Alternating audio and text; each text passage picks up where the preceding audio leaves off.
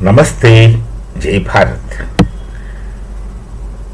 We've seen that Donald Trump is imposing 100% tariffs on China.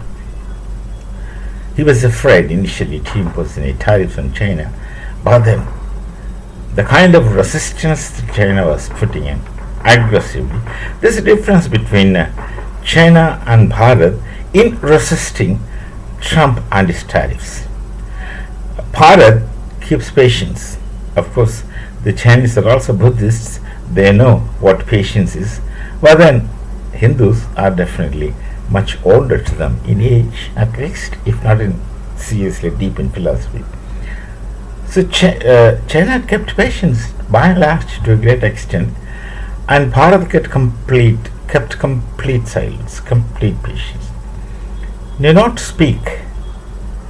We did not bother, we did not speak, we did not react, we did not go for any kind of verbal fireworks that we learned from Pakistan. For talks, loud mouths, we never did that. We never went for anything. We just kept quiet and continued doing what we thought right for us or what deemed fit for Bharat.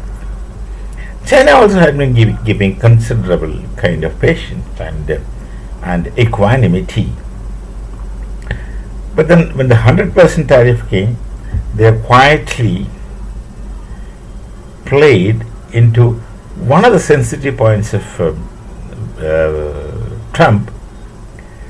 We have seen that Trump is into the new kind of cryptocurrency money kind of things, and then he had also invested largely on bitcoins. The complications of cryptocurrency, bitcoins, etc., are a new kind of things in the world. But whatever those things might be, those who are interested can find out. They are not that complicated to understand. Simple actually, and foolishly simple at times. So what China did, see, no one knew that China had certain amount of Bitcoin. I don't want to give out the details because that's an enormous amount of money. And they just sold it. That really destroyed Trump personally. Much of his savings is lost just because of this one action of China. That was direct hate, direct personal hate, because most of the policies and decisions which were made by Trump are his personal decisions and policies. If you get a group of advisors who are dancing according to your thoughts and wishes, then it's your personal wishes, it's your personal agenda that gets pushed forward. There is no criticism, there is no other view presented to him. If it gets presented to him, you would not like it. So those who are surrounding him are his pleasure seekers or his listeners otherwise. So they will think in those directions which Trump dictates, and they will present policies and programs as Trump dictates, and they put things forward as he wants. So that's a kind of personal thing. And the Bitcoin selling of China has really destroyed personal savings of Trump. This is what the social media says. Beyond that, nobody can say anything. What we get from social media, what we get from the news kind of things, even those news, they are not necessarily correct always. Some we also find deliberate lies, that lying and deceit are a part of the Goebbelsian kind of propaganda. So some of the people deliberately flout lies.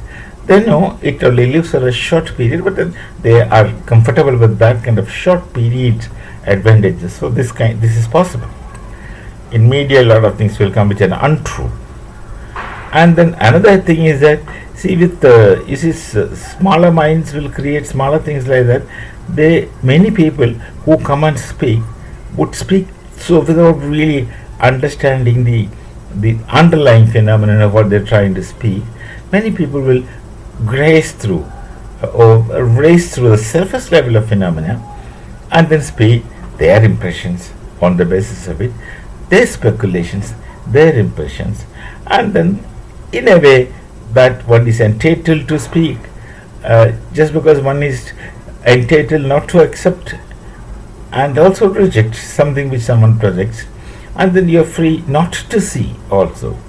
So with all these things put together, there are many speculations coming. So on the basis of speculation only I also speak, but I try my best not to make speculations of my own. I make it only when it is necessary, which is rather philosophically, and that of course would have logic when I say. Otherwise, I wouldn't say simply. So the possibility of this the story is that America hit Trump very hard personally, and it appears that Trump is moved to an extent that he would like to go and he would want a meeting with China, some kind of talks and discussion with China, no harm. Both wouldn't trust one another, so both what they speak wouldn't really mean anything in a longer period of time, but both would like to get rid of the temporary problem which they have, not like Bharat. They will have their own strategies, and both are capable of fighting one another and doing whatever. Definitely, China has much better advantage, much better advantage in the sense they are more equipped to deal with these kind of things. One reason is that they still behave like communists, claim also to be communists, and they have a kind of full control over society. One of the advantages of communism is that it's a kind of dictatorship where people are emotionally controlled and then physically controlled, then controlled in all kinds of through all kinds of controllable means, and get what is done for the state. If if at all there is any plus point in such control, that is when everything is in the interest of the nation. But then that doesn't happen in China, or it doesn't happen in any communist countries. It goes with the personal interest of people everywhere. Maybe except for a few years, the former Soviet Union, when Lenin was at the top of things, but Lenin was one individual who were doing things transparently and honestly. But then those who came after him and those surrounded him might have not, or really have not gone up to and lived up to that extent. So this is again, communism is akin to what we understand as benevolent dictatorship, which doesn't exist very rarely, very selectively, occasionally, but that depends on the luck of the people. Anyway, America got a blow from China, that's for sure, and they want to go for a talk, possibly for whatever. Namaste, Jai Bharat, Jai Sri Ram.